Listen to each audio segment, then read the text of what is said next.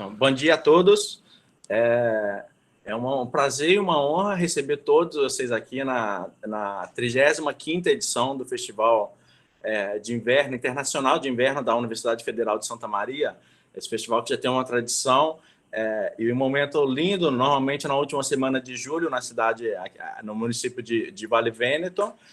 Dessa vez, a gente fazendo das nossas casas, dos nossos lares, devido a essa pandemia. São todos muito bem-vindos. A gente vai ter uma semana de muito aprendizado até o final da sexta-feira. O Heinz, quando eu comecei, o Heinz é um espelho para todo mundo, né? O professor Heinz, né? É um espelho, todo mundo se espelha. Quando eu comecei a estudar trompete, eu já escutava falar do professor Heinz, aquela coisa, toca muito e escuta o que ele está falando. Aí eu fui na Bahia, no festival da ABT, depois eu fui em Campinas, depois eu fui em Belo Horizonte, e tem sido assim essa coisa que, quando eu estou perto, eu estou só escutando, né? Porque tem muita coisa positiva, né? E o Heinz tem uma ligação muito boa com o festival e com a universidade. Ele já esteve aqui tanto como professor, mas também ele já participou de audições para professores aqui no passado. Então, ele conhece a Santa Maria, o nosso campus, né? Não faz sentido eu pensar em outra pessoa que não seja o Heinz para abrir essa série de 3 palestras. E muito obrigado, é uma honra. Eu sempre tenho assim, falo com meus alunos com muito saudosismo, porque você é uma das minhas referências da minha geração. Então, muito obrigado por se dispor dessa forma generosa e falar com a gente aqui do festival. Bom dia, Cleiton. Bom dia a todos que estão aí. A honra é toda minha, Cleiton. Primeiro, eu queria agradecer o convite, né? Foi uma alegria muito grande para mim retornar a Santa Maria, ainda que dessa forma, né? Confesso que eu preferia estar lá na capelinha, lá em cima, no frio, de manhã cedo, dando aula, com trompete na mão, tocando com a meninada, mas nem sempre a gente consegue fazer aquilo que gostaria, né? Então, tinha um maestro que vinha reger a gente sempre aqui, que dizia que quando não se pode fazer o que se deve, deve-se fazer o que se pode. Então, eu parabenizo Santa Maria por manter o festival, né, um festival de uma tradição enorme e, enfim, que traz tanta alegria e tanto conhecimento compartilhado aí naquela semana em Vale Vêneto. E dessa vez vamos fazer assim. Espero-se que no futuro mais próximo possível a gente possa retornar ao normal do festival e vocês aproveitarem um professor ao vivo, que é sempre um pouco mais gratificante, eu diria, tanto para o professor como para o aluno. Mas vou tentar contribuir com o que eu puder hoje com essa palestra, e a gente pode abrir o PowerPoint se você quiser, Cleiton. Sim, deixa eu fazer aqui. Eu vou ter que compartilhar a minha tela inteira, permitir. Imagina que vocês estão vendo a minha tela. Eu vejo. Eu vou fazer ele assim e ver se aparece, se vocês veem.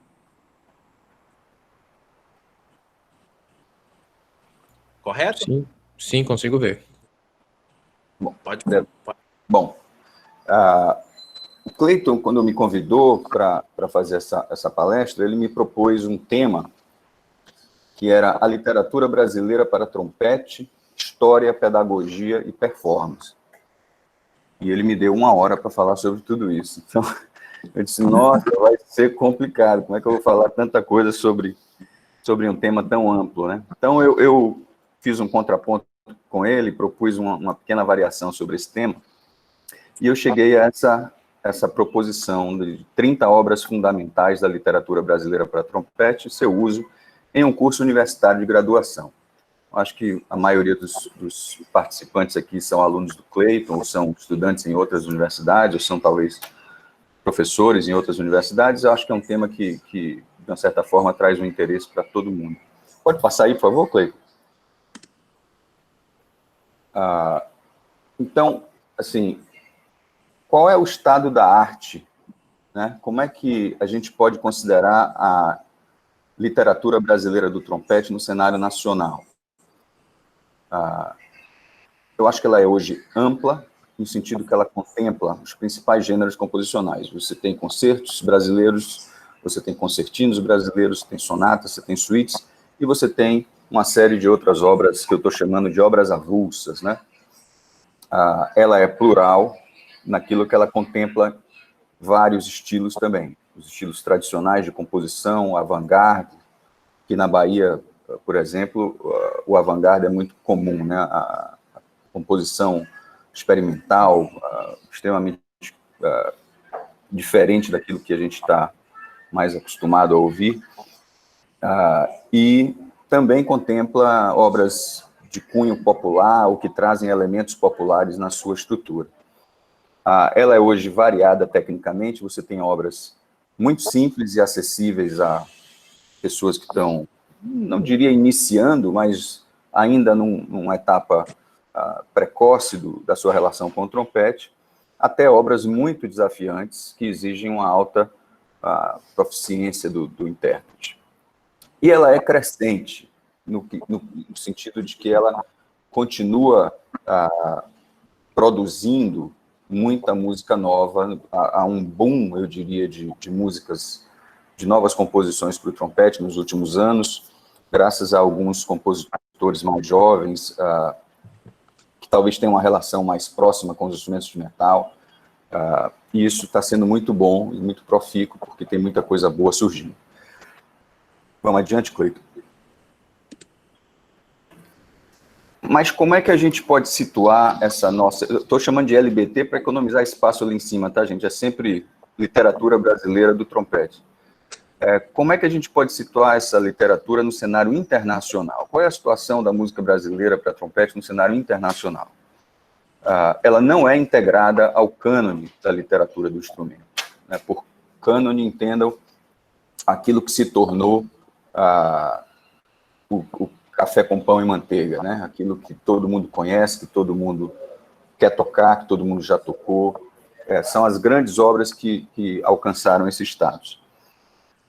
Ela é quase totalmente ausente de programas internacionais, quase totalmente ausente de gravações internacionais, ausente de competições internacionais. E eu digo quase porque existe a eventual participação de artistas brasileiros em eventos internacionais, né? Ou uma turnê de um trompetista brasileiro, que programa obras, ou um convite a um professor brasileiro para dar uma palestra na universidade. Enfim, essas situações em que nós inserimos a música brasileira no cenário internacional. Então, ela é dependente de intérpretes brasileiros para a sua programação fora do Brasil. Você rarissimamente vê uma obra brasileira programada por um artista internacional, num recital, num concerto com orquestra, ou mesmo em gravações.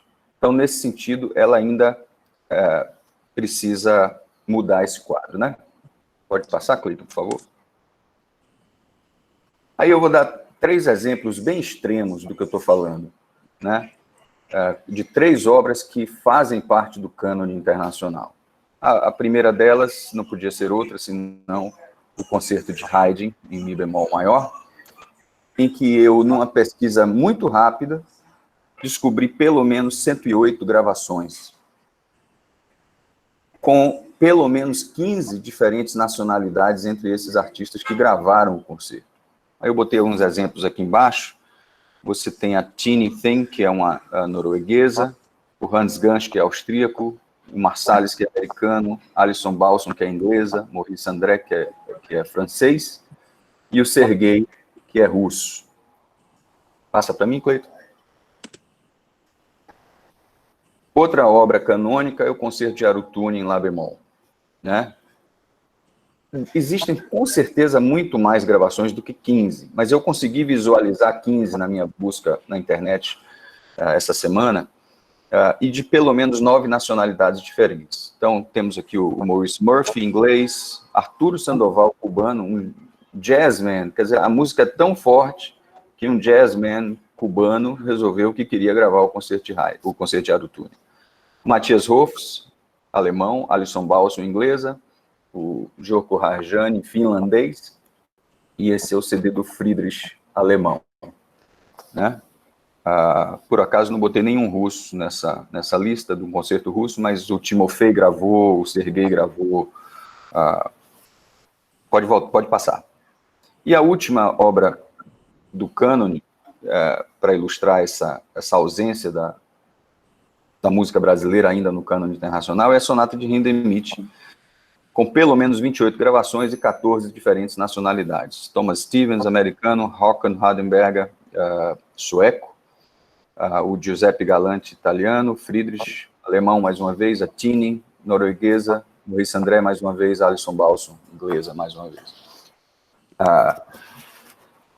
Pode-se dizer sem medo, portanto, que essas obras, Haydn, Hindemith, Arutunin, integram o cânone da nossa literatura, né? Elas venceram fronteiras, venceram nacionalidades e são acolhidas por trompetistas no mundo todo. Você não precisa ser o russo fazendo a promoção do concerto de Arutunin, você não precisa ser o alemão fazendo a promoção da sonata de Hindemith, você não precisa ser um austríaco fazendo a promoção do concerto de Haydn, né?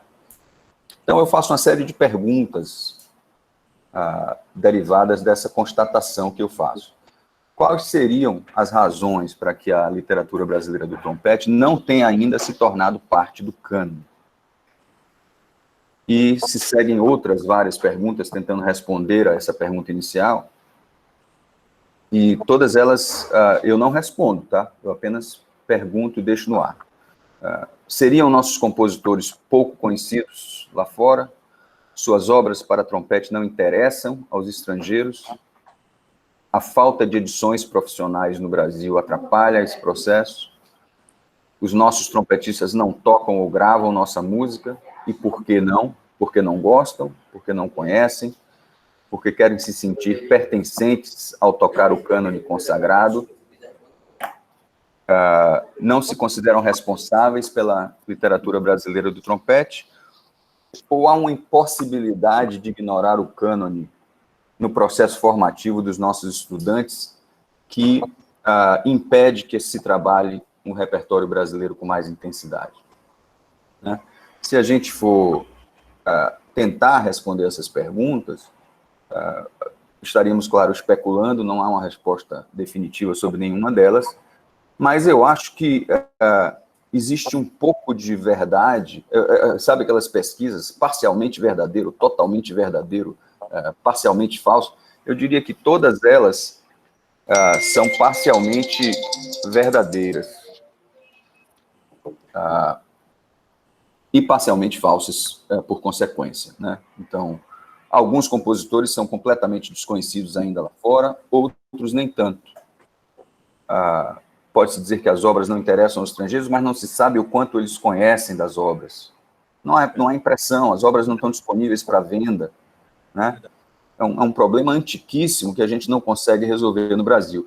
Algumas pessoas, por iniciativa própria, fazem suas próprias edições. Vou citar o exemplo aqui do meu amigo Gilson Santos. Eu vou falar muito da obra de Gilson Santos nessa palestra.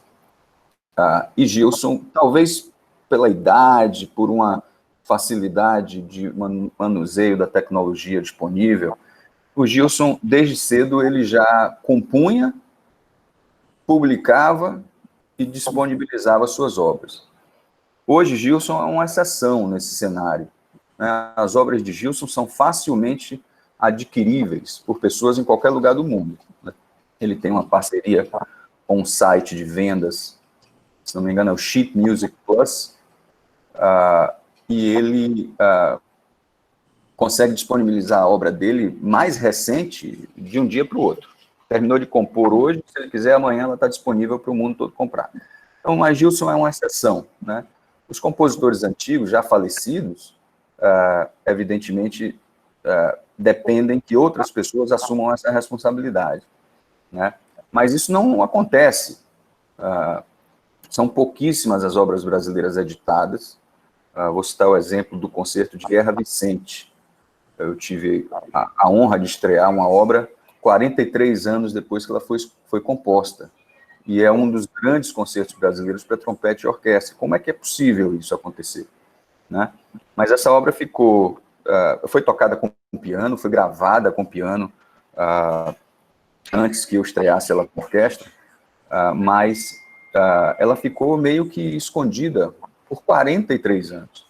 E se não fosse o esforço hercúleo do filho, o Guerrinha, querido Guerrinha, falecido recentemente, cellista maravilhoso que o Brasil perdeu, esse concerto teria ficado manuscrito na gaveta de um ou outro. Então ele fez um trabalho de edição enorme, muito bem feito, conseguiu editar essa partitura, esse concerto, e ele se encontra à venda normalmente na Musimed em Brasília. O Guerrinha morava em Brasília. Musimed é uma loja famosa de Brasília, que tem um acervo muito bom, considerando que é uma loja no Brasil, e ele sempre tinha uma ou outra cópia desse concerto por lá. Estou falando das exceções, né, para confirmar a regra. Enfim, e as outras perguntas todas são especulações, né? Será que os trompetistas não tocam, não gravam? Por quê? Porque não gostam? Talvez não gostem de algumas, gostem de outras, mas enfim. Vamos passar adiante, Cleiton? Tá tentando pegar minha edição, porque eu tenho a minha aqui, original. Do Concerto do Guerra? Desde quando ela foi publicada. Pois é, mas essa já é o trabalho do Guerrinha, né? Bom, diante dessa realidade, eu acho que a gente deve se perguntar como é que a gente pode contribuir para mudar esse quadro. A gente não quer que esse quadro se perpetue, né? Então, qual é a nossa responsabilidade? É fomentar a composição de novas obras? Como? Pagando, encomendando, pedindo favor, inspirando, né? Muitas obras no passado foram escritas por pura inspiração do compositor ao ouvir alguém tocar, né? E muitas obras brasileiras foram escritas para intérpretes específicos, né? Eu queria fazer um parêntese aqui para dizer que eu não me considero um especialista na literatura brasileira de trompete. Ela não é a minha linha de pesquisa na universidade. A minha experiência é mais prática do que acadêmica, do que eu toquei, do que escreveram para mim, do que eu gravei, né? Então, há pelo menos dois professores que se dedicam mais a essa linha de pesquisa, que são os professores Nailson Simões e o professor Maico Lopes. O professor Nailson se aposentou recentemente, e o Maico, que era professor na UNB, assumiu a cadeira dele na Universidade do Rio de Janeiro, a Unirio. E todos os dois têm trabalhos de pesquisa sobre música brasileira e fomentam muito a composição de novas obras, né? Nailson, possivelmente, é o trompetista brasileiro a quem mais obras foram dedicadas.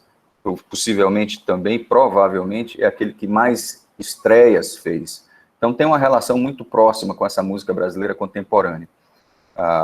Enfim, parêntese feito. Outra ação que a gente pode é prestigiar as obras que existem, né? É simplesmente programar mais obras brasileiras quando a gente resolver fazer um recital, né? Isso é sempre uma decisão não muito fácil, porque o cânone é muito forte, né?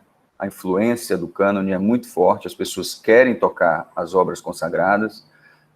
Como a gente não tem muitas gravações de obras brasileiras, o que se ouve mais são as obras estrangeiras, e isso muitas vezes é um fator inspirador para que você escolha o que você quer tocar, né? Você ouviu o Maurice André tocar tal obra, você achou aquilo lindo e você quer tentar tocar aquilo também. Então, falta, já que não há gravações, ou muito poucas gravações, diria, que crescem também, tá? Muito, muito gradativamente elas vão crescendo, mas ainda são poucas comparadas com o que há da outra literatura. Então, há poucas fontes de inspiração, eu diria, para que pessoas mais jovens queiram programar essa música brasileira. Uma outra ação, bom, então, produzir mais gravações também seria uma estratégia, né? E isso não é fácil, porque gravações custam dinheiro, e é difícil você viabilizar essas gravações. Muitas vezes a gente paga do próprio bolso quando quer fazer um projeto, enfim. E uma última ação seria, que tem a ver com o título dessa palestra, que é inserir as boas obras brasileiras em programas de cursos universitários. Seria essa uma estratégia? Eu pergunto também. Tá? Vamos para frente? Foi. Bom, a partir daí, eu trago a vocês as minhas, entre aspas, 30 obras fundamentais. Por que minhas e por que 30, né? Eu digo que essa é uma escolha de foro íntimo, que obedece critérios pessoais de gosto e afinidade, além da minha avaliação da qualidade das obras. Evidentemente, muitas obras importantes foram deixadas de fora. Seria impossível contemplar todas nessa palestra. Então, eu estou absolutamente consciente que, dentre as que eu escolhi, há obras que podem ser consideradas de menor valor do que outras que eu não inseri. Mas há uma razão para isso também. Certo? Então, não levem essas 30 obras fundamentais como as 30 obras fundamentais da literatura brasileira, não é isso que eu estou dizendo. Elas são 30 das obras que eu considero fundamentais, que todo aluno brasileiro, todo trompetista brasileiro deve conhecer, se não profundamente, mas pelo menos saber da existência, fazer uma leitura, conhecer a partitura e a partir daí resolver se quer tocar ou se quer gravar, enfim. Vamos adiante? Então, eu dividi essas obras por gênero, já que lá atrás, vocês se lembram, eu disse que ela é uma obra, a literatura brasileira em geral é uma obra ampla, porque ela contempla os vários gêneros de composição possíveis, né? Então, eu selecionei 3 concertos. O concerto de Zé Guerra Vicente, que é um concerto escrito em 1963, estreado em 2006, HKS sou eu, meus caros, se eu fosse escrever meu nome todo, eu ia precisar de um PowerPoint de 80 slides, então, toda vez que vocês virem HKS aí, estou falando de mim mesmo. Existe um artigo também meu escrito sobre esse concerto no jornal do ITG, e ele foi tema de uma tese de mestrado de Marco Xavier, da Escola de Belas Artes do Paraná. Foi me orientando na Bahia. O concerto de Alfredo Dias é um concerto de 1978, eu não tenho a data de estreia dele, mas foi composto e estreado pelo José Maria Barrios, foi o primeiro trompetista da OSPA, está próximo de vocês aí, vocês todos devem, se não conhecer pessoalmente, ter ouvido falar do professor José Maria, uma referência no Brasil, e foi tema de uma tese de mestrado do Nicola Locatelli, que hoje é professor lá no Amazonas. E o concerto de Edmundo Villani Cortes foi gravado pelo Paulinho Ronck, professor da Unicamp, e foi tema da tese de mestrado do meu querido Cícero Cordão, de Londrina. O concerto de Villani Cortes, só volta um pouquinho ainda, Leiton, obrigado. O concerto de Villani Cortes, ele tem uma particularidade, ele na verdade, se transformou em concerto. Ele foi escrito como uma peça avulsa, chamada Ponteio para as Alterosas, que circulou por bastante tempo, e depois, muito mais tarde, o Edmundo, se não me engano, estimulado pelo Anor, professor lá na UFMG, compôs um segundo e um terceiro movimentos, e transformou isso num concerto muito bonito, muito difícil. Desses 3, eu considero ele o mais difícil do ponto de vista técnico da execução. Vamos adiante? Concertinos.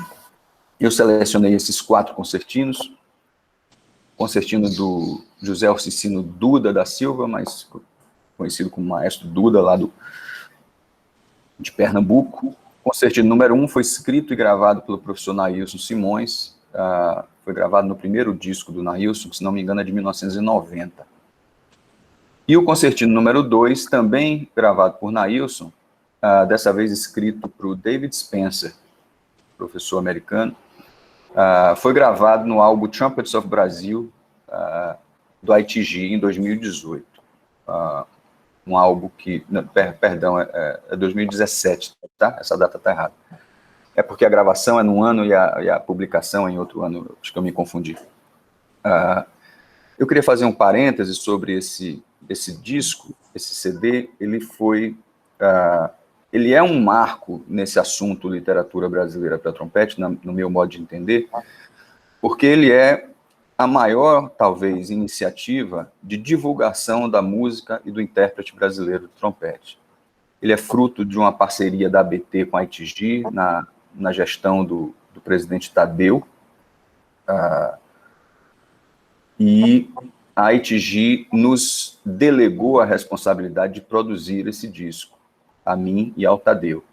E nós produzimos e tentamos imaginar qual seria o melhor uso dessa oportunidade, e imaginamos que o ideal seria que nós incluíssemos o maior número de trompetistas brasileiros possível nesse disco, para que essas pessoas tivessem essa oportunidade de serem contempladas, né?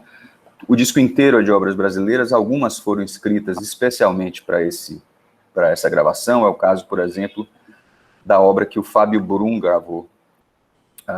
É um chorinho, eu não me lembro agora, me perdoe, minha memória é péssima, eu devia ter anotado o nome da obra, e do compositor. Mas toda vez que eu faço um parêntese, eu vejo a enrascada que eu me meto, porque eu digo assim, eu não vou lembrar o que eu quero falar.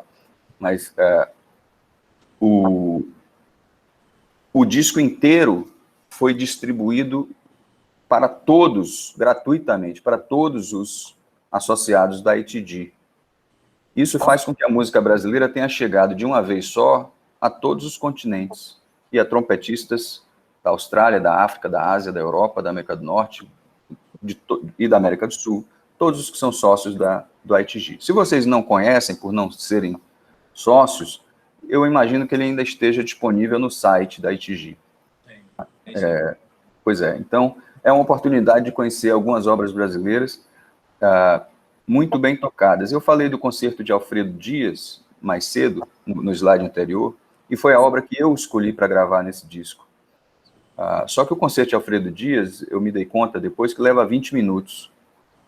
E não me pareceu justo que eu ocupasse um terço do disco inteiro só com a minha obra. Então eu acabei não usando essa gravação está pronta para ser lançada, mas eu não incluí nesse disco. Eu acabei gravando uma obra que foi escrita rapidamente, de última hora para mim, pelo querido colega Wellington Gomes,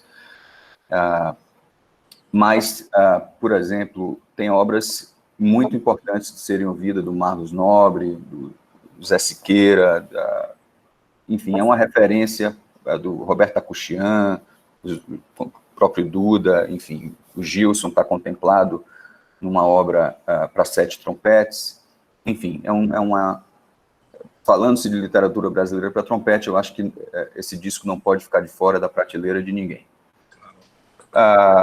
O Concertino de Ernst Mahler é uma obra de 1976, foi gravada pelo Paulinho Ronck, de novo, da Unicamp, e foi tema de uma tese de mestrado de Tadeu Moraes Tafarello. E nessa tese ele fala não apenas do Concertino de Mahler, mas ele fala da Sonata de Kaplan também.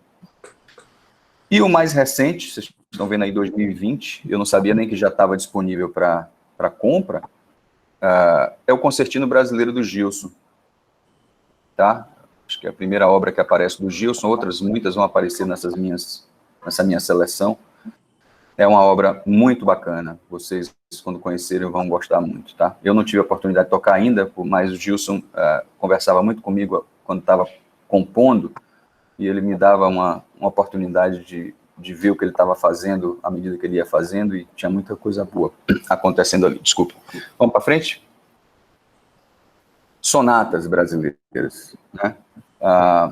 Eu selecionei essas 4. A primeira delas é do José Alberto Kaplan, foi professor lá na Paraíba há muito tempo. É uma sonata de 1987, foi tema da tese de doutorado do Glaucio Xavier, aqui na Bahia, e foi gravada por Nailson Simões também. A sonata de Oswaldo Lacerda, já falecido, grande compositor brasileiro, também escreveu bastante para metais, e foi gravada pelo Dissenha, se não me engano, em 2002. Não consegui checar essa data, mas ou é 2002 ou é 2003. A sonata do Cláudio Santoro, que é um exemplo de dodecafonismo na literatura do trompete, muito raro para a gente, foi gravada, é uma obra de 46 e foi gravada por Luiz Engelke, trompetista brasileiro-americano, né? ele nasceu no Brasil, mas viveu a vida inteira nos Estados Unidos, é professor hoje, acho que na Virgínia, se não me engano. E, por fim, a sonata do Fernando Moraes, que é uma sonata de 2011. Fernando Moraes é trompista na Orquestra Sinfônica de Brasília, conhece bem os instrumentos de metal, escreve muito bem para trompete, tem boas inspirações ao lado dele, com o Gedeão, com o Moisés, com o Henrique, lá na Sinfônica Nacional do Teatro Cláudio Santoro. Então, essa é uma sonata interessante também para quem quiser conhecer. Vamos adiante, por favor, Cleiton. Suítes. Aí começa a aparecer mais coisas do Gilson. Essa suíte brasileira, ele compôs, muito bacana. A suíte Recife, do Duda, é uma obra também gravada já por Nailson Simões, naquele primeiro disco dele. 5 peças para flugelhorn solo, ele tem também 5 peças para trompete solo. Eu inseria a do flugelhorn para trazer uma variedade ao repertório. 5 cirandas de Francisco Mignoni, uma obra já antiga, e aparece talvez um nome mais... quero fazer juízo de valor, mas Mignoni tinha um status enquanto compositor na época dele muito grande. Essa obra foi gravada por Nailson num LP ainda, promovido pela Funarte, na década de 80, eu acho que é 1980, exato. E Oswaldo Lacerda tem uma pequena suíte que eu gravei no meu disco em 2003. É uma obra mais simples do que outras de Lacerda, mas talvez, pelo menos aqui, eu considero a mais bonita de todas, principalmente o segundo movimento, que é um movimento que me agrada muito. Pode passar, Cleiton? Aí a gente chega em obras avulsas, e essas são as que têm a maior produção. Né? Existem muitas obras avulsas para trompete. Difícil fazer uma seleção, vai muito do gosto e da experiência pessoal de cada um. Mas eu quis trazer 2, que são 2 das mais antigas obras escritas para o nosso instrumento no Brasil, que são a Pequena Fantasia para Piston, de 1854, do Henrique Alves de Mesquita. Essa obra foi gravada num arranjo para trompete e quinteto de metais, com o Quinteto Arte Metal. Eu tive a alegria de tocar essa peça com eles no Teatro da Paz, em Belém, no festival internacional que eles me convidaram para substituir o Gessé. A obra de Santana Gomes, de 1900, Andante e Bolero. Essa obra foi gravada pelo Luiz Engel, que faz parte também do trabalho de doutorado do Luiz Engel. Subúrbio Carioca é uma peça singelíssima do grande compositor Ricardo Takuchian, uma obra linda. Eu tive a alegria de poder gravar essa obra no meu disco em 2003. Aí eu puxo um pouco a brasa para a minha sardinha e trago 2 baianos, né? A Policromo, que é uma obra que foi escrita para mim pelo Wellington Gomes e que deu nome ao meu disco. É uma obra muito boa, contemporânea,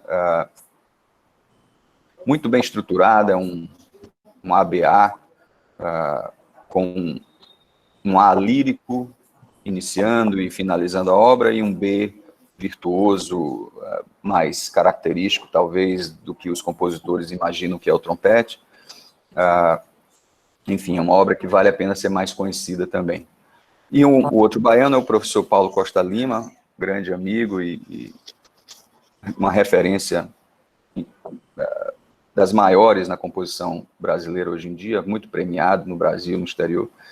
E ele tinha escrito uma obra chamada Oriqui, uma obra de 95, que ficou um pouco esquecida, porque era uma obra bastante difícil do ponto de vista da execução. Eu inseri ela no meu disco quando eu me dei conta que se eu tocasse ela no piccolo, ela ficaria um pouco mais acessível.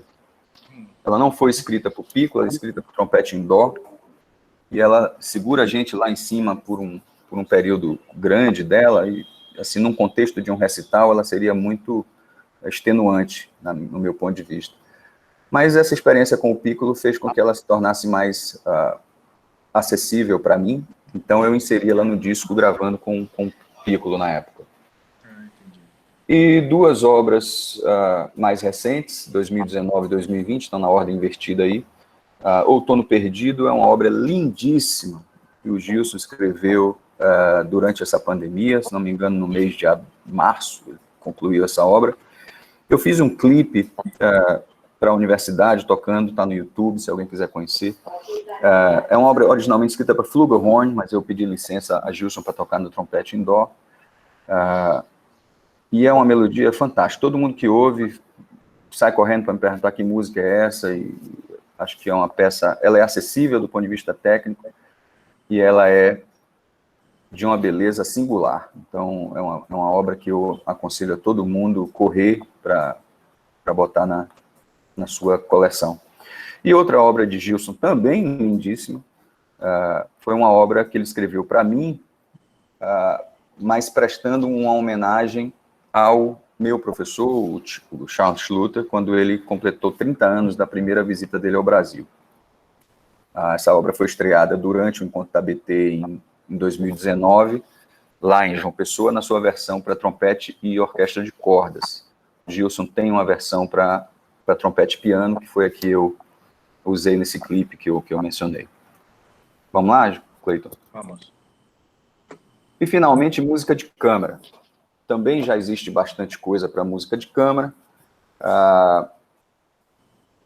mas eu selecionei algumas que talvez sejam até menos conhecidas de vocês, não sei. Bori, de Paulo Costa Lima, é uma obra para trompete e trombone que eu estreei, ele escreveu para mim e para Radegundes, e nós estreamos essa peça no Festival de Brasília, não me lembro em que ano, mas, enfim, é uma obra bem interessante. Toda a obra de Paulo é muito ritmada, ele não é um compositor de melodias líricas, pelo menos quando ele escreve para o trompete. Tem muita influência da percussão africana, eu percebo na obra dele, e ele transporta essa percussão africana para o trompete de uma forma excepcional, né? Tem uma outra obra dele que eu não quis inserir, para não inserir mais de uma obra do mesmo compositor nesse slide, que é Goret. Goret para 2 trompetes, ela está naquele CD do ITG, Trumpets of Brazil, eu gravei com o professor Ayrton Bank, e ela está sendo usada como vinheta de muitos dos anúncios da ABT para o encontro virtual desse ano. Aliás, aconselho a todos a procurarem informações sobre esse encontro, vai ser um encontro excepcional, o hall de professores é impressionante. Outra obra que essa eu diria que é parte do cânone brasileiro, pelo menos, que é a Fantasia Brasileira de Duda para 3 trompetes e 2 flugelhorns. É uma obra muito palatável para o público, para quem toca, é uma obra muito interessante no que ela contempla uma variedade de ritmos brasileiros, e as melodias do Duda são sempre muito bonitas de se ouvir, né? Mais uma vez, Gilson escreveu um dueto, Dixie é Brasileiro, é um chorinho, e ele acabou de ser gravado agora por mim e pelo Ayrton.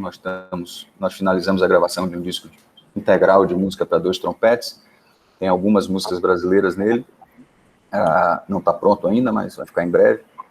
Aproveitando fazer a minha propaganda aqui, Cleiton, com todo perdão. Mas é um chorinho muito gostoso de tocar, tá? Chachando é uma peça para quinteto de metais de Lindenberg Cardoso. Lindenberg foi um compositor baiano, já faleceu em 1990, e era um compositor muito respeitado no Brasil, e essa obra é muito interessante. O Quinteto Brasil gravou essa obra, muito bem gravada. O Djalma Melim era um compositor de quem eu não tinha ouvido falar, conheci através dessa música para uma avenida, também para quinteto de metais. É uma obra que faz uma referência ao caos urbano de São Paulo, muito bonita, muito bem escrita, também gravada pelo Quinteto Brasil. Wellington Gomes, outro baiano, tem uma obra chamada Ideias Célebres para Quinteto de Metais. É uma obra que se baseia em obras consagradas do cânone mundial, como a Toccata e Fuga de Bach, a Sexta Sinfonia de Beethoven, Sagração da Primavera de Stravinsky, entre outros. Muito, muito interessante, muito difícil, muito longa, muito extenuante para os trompetes, principalmente, mas uma obra muito boa. E Fernando Moraes tem uma suíte brasileira para quinteto de metais, belíssima, cada movimento faz referência a um ritmo, né? Baião, valsa, frevo, samba e bossa nova. Não nessa ordem, mas ele faz a referência a esses ritmos brasileiros. É uma obra muito boa, foi gravada pelo Quinteto de Metais aqui da Universidade Federal da Bahia. Para frente, Cleiton, estamos quase acabando. E aí eu faço uma proposição, uma mera sugestão para recitais de alunos universitários organizados por nível de dificuldade dessas obras, tá, gente? Eu vou tentar ser muito rápido, porque o tempo está caminhando e eu ainda queria abrir para eventuais perguntas, mas eu faço um exercício de imaginação do que seriam recitais compostos por essas 30 obras ao longo de um curso universitário. Então, no primeiro ano, vocês observam que não há nem concertos, nem sonatas, sequer concertinos nessa composição, porque a gente respeita um início, talvez, ainda, enfim, desprovido das habilidades que o cara precisaria para tocar essas obras. Então, eu sugiro a Suíte Recife, de Duda, Cinco Cirandas do Mione, a Pequena Fantasia do Alves de Mesquita, o Andante Bolero de Santana Gomes e a Pequena Suíte do Oswaldo Lacerda. No ano 2, aí já entra um concerto e uma sonata. Dos 3 concertos é o mais fácil, das sonatas eu também considero a menos problemática, o Alfredo Dias, Oswaldo Lacerda, respectivamente, o Concertino do Mahler, também é uma obra muito acessível, Subúrbio Carioca, do Ricardo Takuchian, o Concertino número 1 de Duda e o Outono Perdido de Gilson. São 6 obras, mas todas elas são bem curtas. Então, esse recital não ultrapassa, eu diria, 40 minutos, apesar do concerto de Alfredo Dias ser muito longo. No ano 3, a coisa começa a ficar um pouco mais complicada tecnicamente, a sonata do Kaplan, 5 peças para flugelhorn do Gilson, policromo do Wellington, concertino número 2 do Duda, e fechando com outra obra do Gilson Dixie brasileiro para 2 trompetes. No ano 4, eu proponho 2 recitais, já que seria o ano de formatura, um recital no meio do ano, um recital no fim do ano, e aí vem os concertos mais pesados, que é o concerto do José Guerra Vicente, o concertino do Gilson, a sonata de Cláudio Santoro, o Oriqui de Paulo Lima e a Fantasia Brasileira como música de câmara. Pelo menos nos Estados Unidos era muito comum a gente inserir uma obra de câmara no final dos recitais, tá? E no segundo semestre, a Suíte Brasileira do Gilson, a Serenata do Gilson, a Sonata do Fernando Moraes, o Concerto de Vilane Cortes e o Bori para trompete e trombone do Paulo Lima. Esse é um programa pesado, tá? Tanto a Sonata de Fernando Moraes como o Concerto de Edmundo Vilane Cortes são obras exigentes do ponto de vista técnico e da resistência, mas não é impossível. Se você fizer uma analogia aí, você está falando em tocar talvez o Concerto de Tomasi e a Sonata de Sonata de Hindemith, talvez, no mesmo concerto, no mesmo recital. É pesado, mas não é impossível. As outras 3 obras são mais tranquilas e mais curtas, geram um certo equilíbrio técnico e um respeito a uma duração razoável de recital. Passa aí, obrigado. E, finalmente, um recital de música de câmara, que é uma disciplina aqui no curso da Bahia, eu imagino que na maioria das escolas também existe esse componente.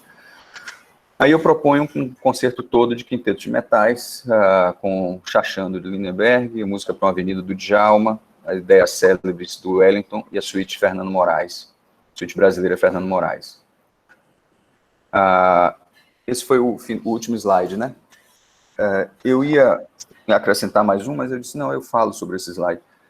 Qual que é o grande problema de uma proposição como essas? Ela tem, eu acredito, sim, sem nenhuma falsa modéstia, seria uma coisa muito interessante de se fazer, né? Seria um enorme incentivo à música brasileira para uma demografia dos futuros solistas, dos futuros formadores de opinião brasileiros que serão responsáveis por tentar inserir essas obras no cânone internacional.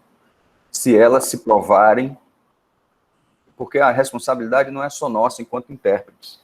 O compositor tem uma enorme responsabilidade de que a obra dele seja aceita no cânone internacional. Por mais bem tocada que ela seja, se ela não se provar boa o suficiente ou interessante o suficiente, ela não vai entrar. Ela não vai.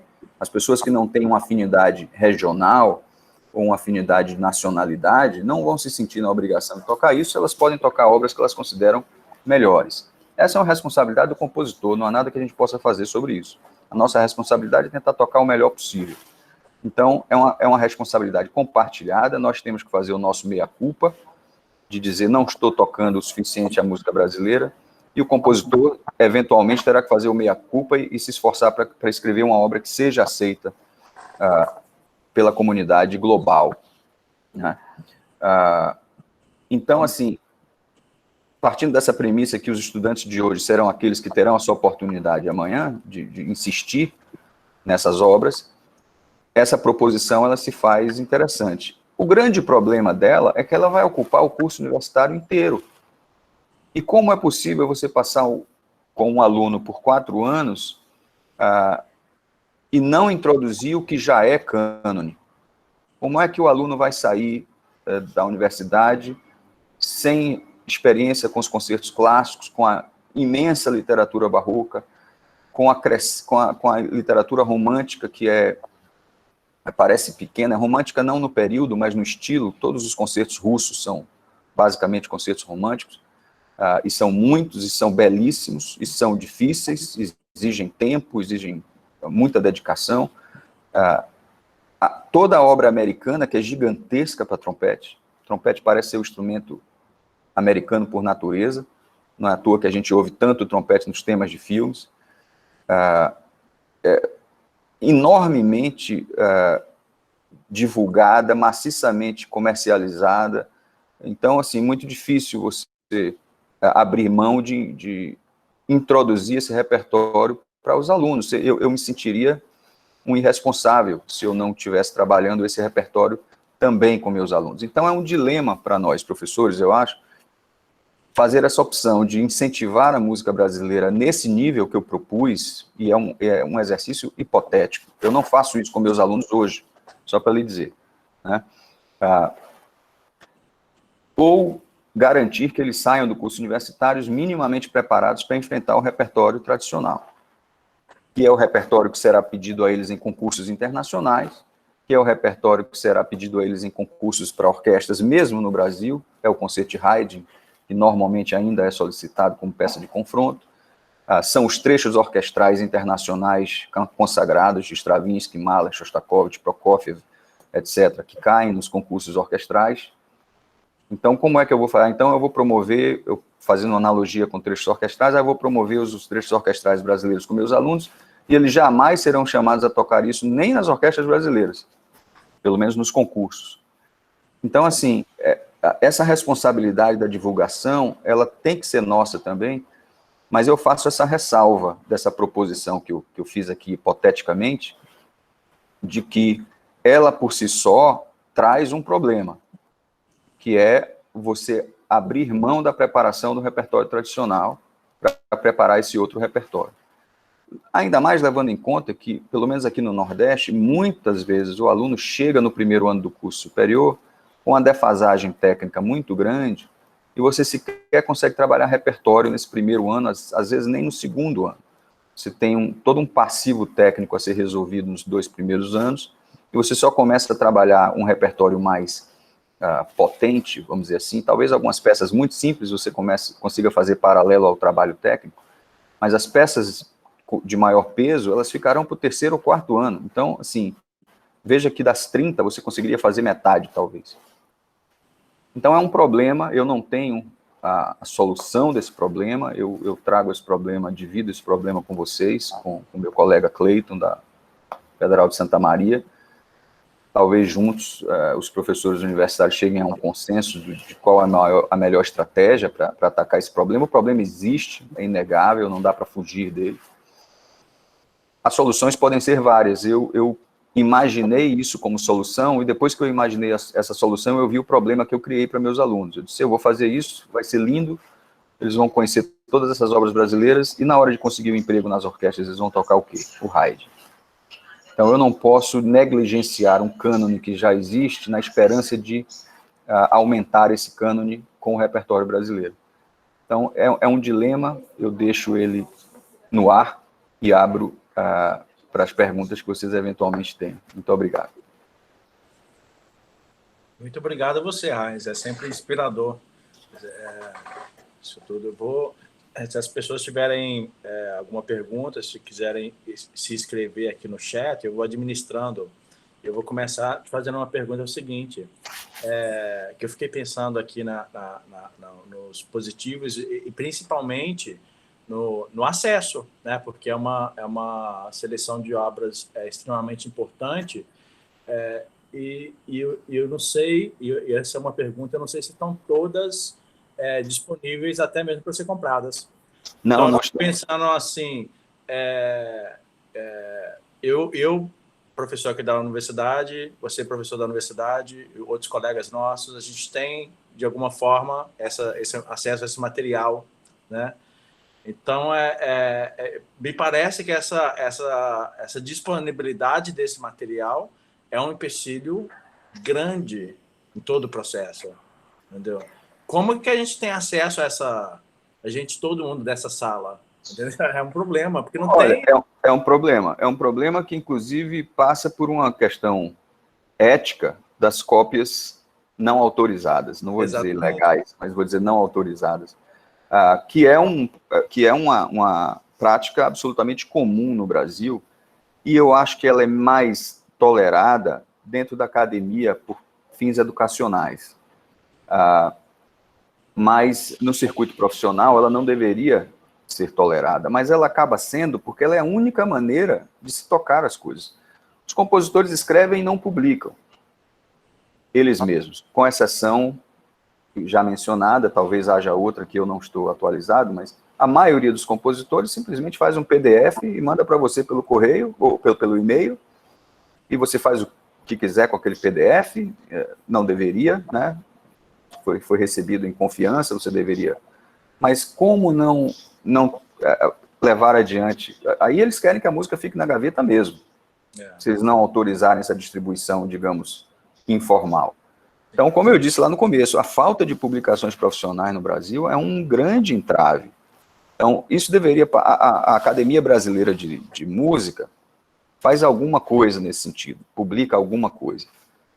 Mas não está tudo lá, eles não devem ter a capacidade de publicar tudo que é escrito.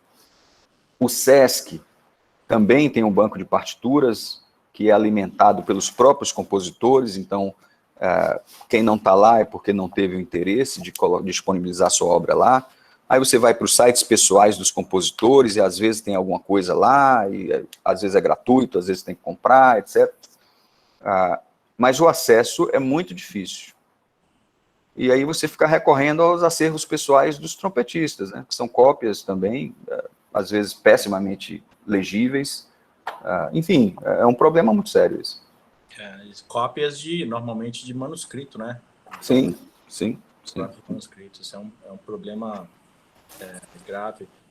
Alguém quer fazer alguma colocação, alguma pergunta para o professor Reis? Esse seria o momento. É interessante porque eu sou apaixonado por a literatura e a história e a performance da música brasileira, é uma coisa que eu me atraio, que eu fico muito gostoso, né? E ao mesmo tempo, sempre eu fico pensando, me falta aquela ideia de que ao mesmo tempo que a música americana, ela tradicional americana, aquela coisa, mas ela é dentro da técnica do trompete, vamos colocar assim, você toca a música, ela flui dentro da... Né? E por mais que a gente tenha essa paixão pela literatura brasileira, eu acho que é o nosso papel, parece que me falta no processo composicional, e não tem nada a ver com nós trompetistas, não. Tem a ver com a nota que está ali dentro da partitura. E aí eu amo tocar música brasileira, mas ao mesmo tempo ela se você for pensar tecnicamente no trompete, é muito difícil você achar essa música para o nível certo que o aluno está dando, né? É interessante isso. É verdade. Raiz, foi assim incrível. Eu estou cheio de perguntas, mas ao mesmo tempo cheio de inspiração por tanta de coisa que você falou. Toda a lista de repertório do que você apresentou assim, foi muito claro, muito direto ao ponto. E o mais importante, mais interessante é ver como que os alunos aí da Universidade da Bahia tão bem orientado de um discurso preciso. Entendeu? Eu faço a ressalva que, como eu disse, eu não aplico isso com meus alunos. Não, Faço o que eu digo, não faço o que eu nem faço. tanto do repertório em si, mas da sua fala mesmo, né? Ah, Porque bom. a fala tem um começo, um meio e fim. É muito, muito fácil de... Eu acho que todo mundo está indo embora agora com a informação precisa na cabeça. Eu agradeço. Espero que tenha sido interessante, não tenha sido enfadonho. Às vezes você fica falando nome de música.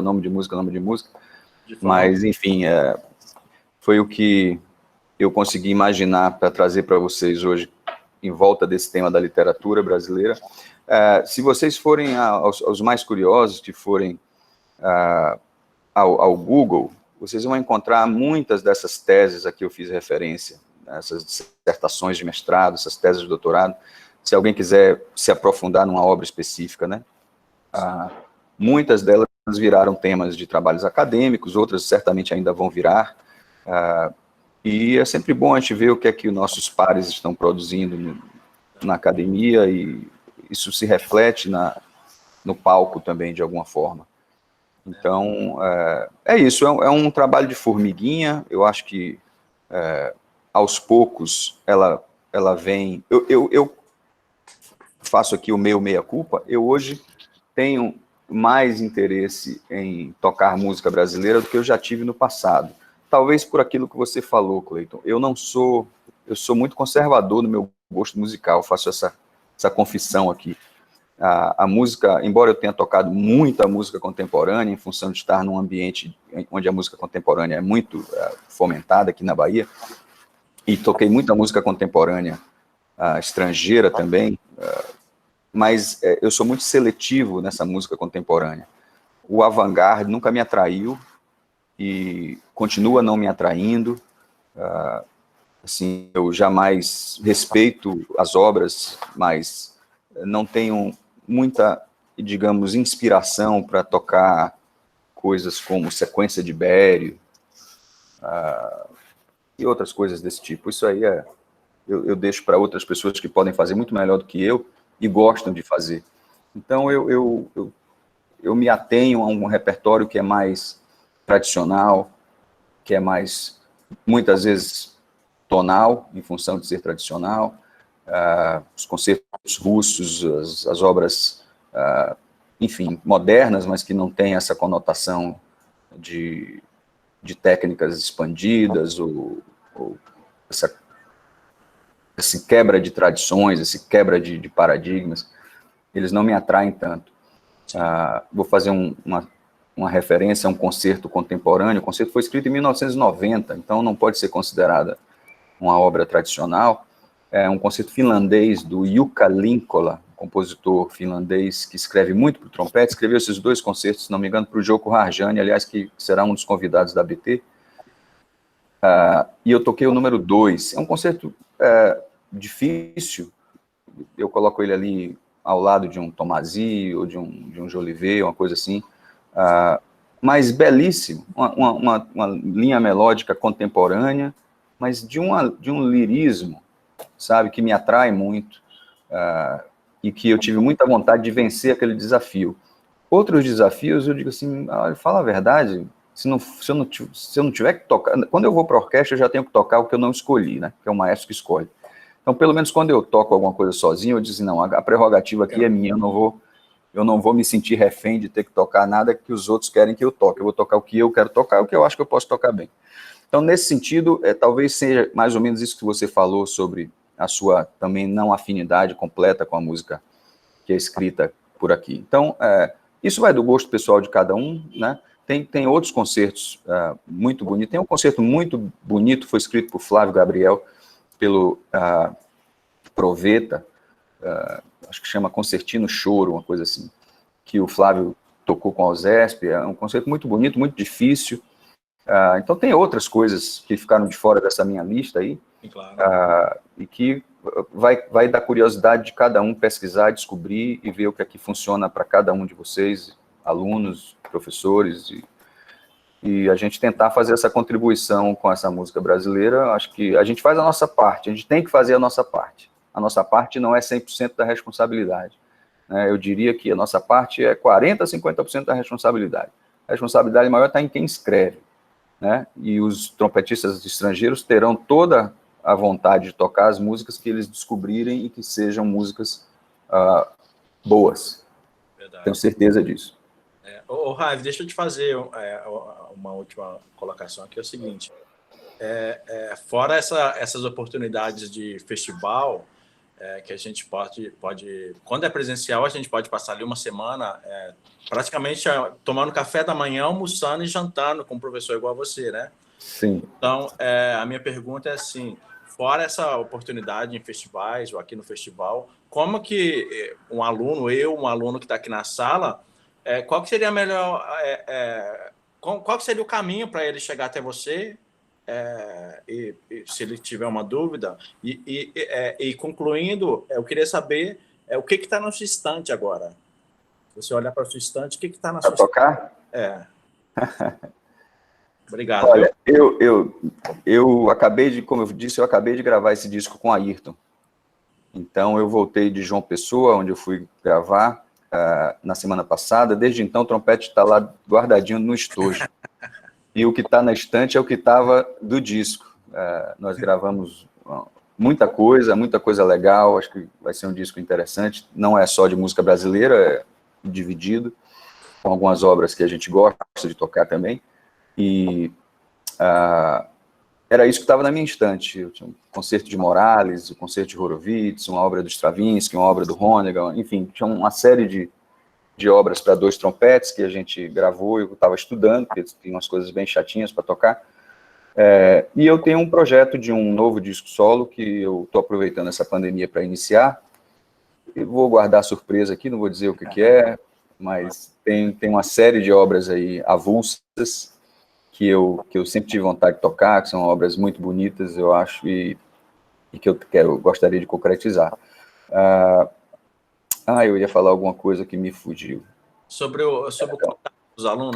Sobre o contato. Olha, eu não queria fazer propaganda nesse evento, que é um evento acadêmico, mas, já que você perguntou, eu vou lançar, nas próximas semanas, uma plataforma, que já está pronta, a gente está só revisando, e será uma maneira das pessoas que não estudam comigo na Bahia terem acesso. Fora isso, o meu telefone não é difícil, eu estou nos grupos de WhatsApp dos trompetistas brasileiros, então, assim, sempre me considero muito solícito quando vem uma pergunta por WhatsApp, quando chega um vídeo meio desavisado, de repente o rapaz, professor, esse vocal está funcionando?